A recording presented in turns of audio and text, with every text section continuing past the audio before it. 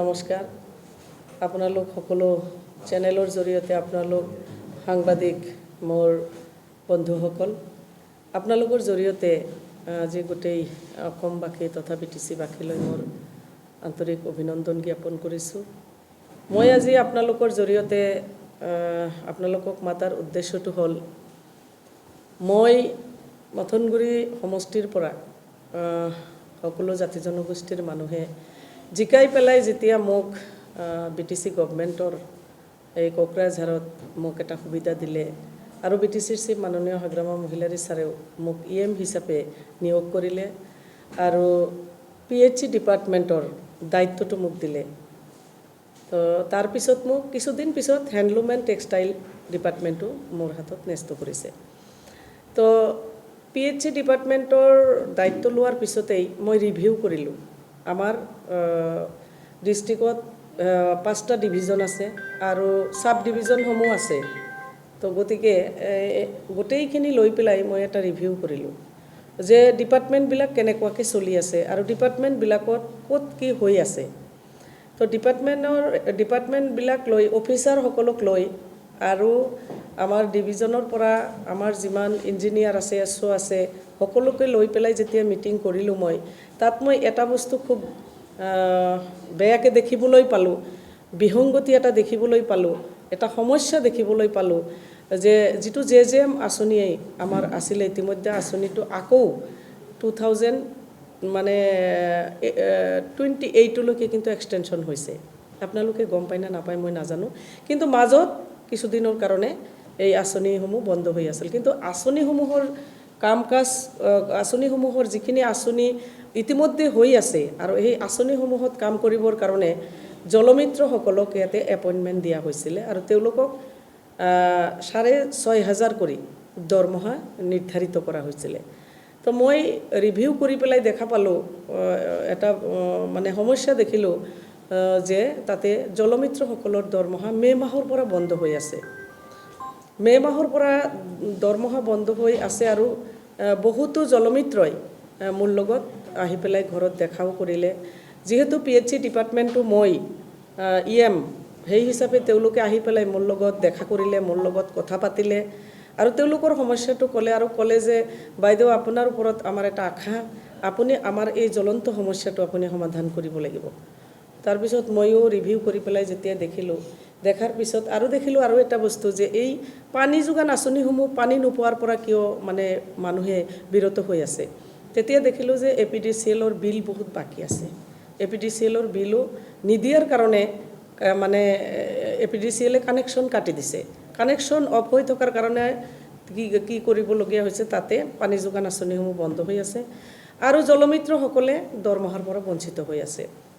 মই ইয়াৰ এটা সমাধান কেনেকুৱাকৈ কৰিব পাৰোঁ, মই BTCৰ চিফ মাননীয় হাগ্ৰামা মহিলাৰী ছাৰ আৰু আমাৰ ডিপাৰ্টমেণ্টৰ অফিচাৰসকলক লৈ আৰু প্ৰিন্সিপাল ছেক্ৰেটাৰী আমাৰ ফাইনেন্সৰ আমাৰ যিখিনি অফিচাৰ আছে তেওঁলোকৰ লগত বহি এটা আলোচনা কৰিলোঁ ইয়াৰ সমাধানটো আমি কেনেকৈ উলিয়াব পাৰোঁ। তেতিয়া এটা বস্তু মই গম পালোঁ যে গ্ৰামোন্নয়ন আৰু পঞ্চায়তৰ পঞ্চায়ত আৰু গ্ৰামোন্নয়নৰ অন্তৰ্গত অধীনত যিটো ফাইনেন্স কমিশ্যনৰ টাইট ফাণ্ডৰ টকা আহে সেই টকাৰ জৰিয়তে মাত্ৰ 10% টকা দি পেলাইহে আমি এই কামবিলাক কৰিবলগীয়া হয়। কিন্তু যিটো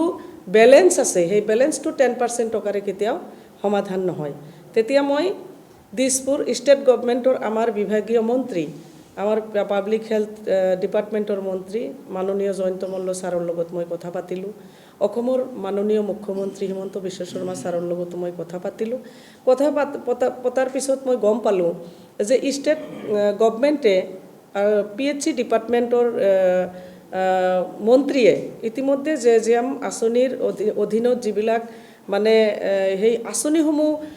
পৰিচালনা কৰিবৰ কাৰণে তত্ত্বাৱধান কৰাৰ কাৰণে যি জলমিত্ৰসকল আছে সেই জলমিত্ৰসকলক দৰমহা দি আছে। তেতিয়া আলোচনা এটা হ'ল, গম পালোঁ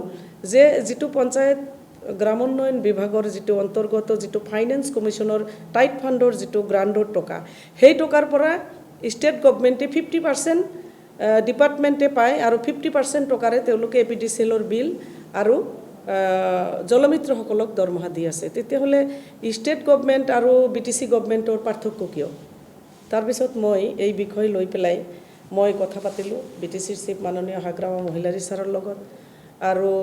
ইতিমধ্যে ইঞ্জিনিয়াৰবিলাকৰ লগতো মই কথা পাতিলোঁ কিছুমান ইঞ্জিনিয়াৰ আৰু অফিচাৰে যেহেতু ষ্টেটত কাম কৰি পেলাই আহি BTCত কাম কৰি আছে তেওঁলোকে ক'লে যে এইটো আমি পঞ্চায়তৰ জৰিয়তে আমি এইটো কৰিব পাৰোঁ কিন্তু প্ৰথম অৱস্থাত ফাইনেন্সৰ অফিচাৰসকলে এই বস্তুটো খুব এটা কিবা পাইছিলে অসুবিধা পাইছিলে যে BTCত কিন্তু 10% মাত্ৰ 10% হে দিব পাৰে PNRDৰ জৰিয়তে যিটো টকা আহে সেই টকাটো মাত্ৰ 10% হে দিব পাৰে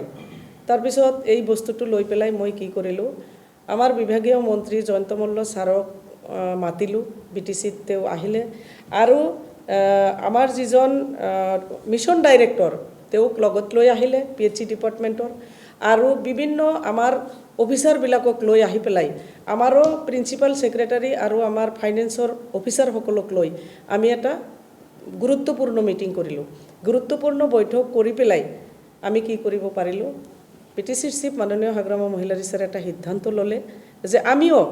মই নিজেও এই মোৰ PNRDৰ জৰিয়তে যিখিনি টকা আহে তাৰ পৰা 50% দি পেলাই এই সমস্যাটো সমাধান কৰিম কিন্তু সমস্যাটো সমাধান যেতিয়া কৰিব বিচাৰিলোঁ তেতিয়া দেখা গ'ল ডাঙৰ এটা বিসংগতি আছে তাতে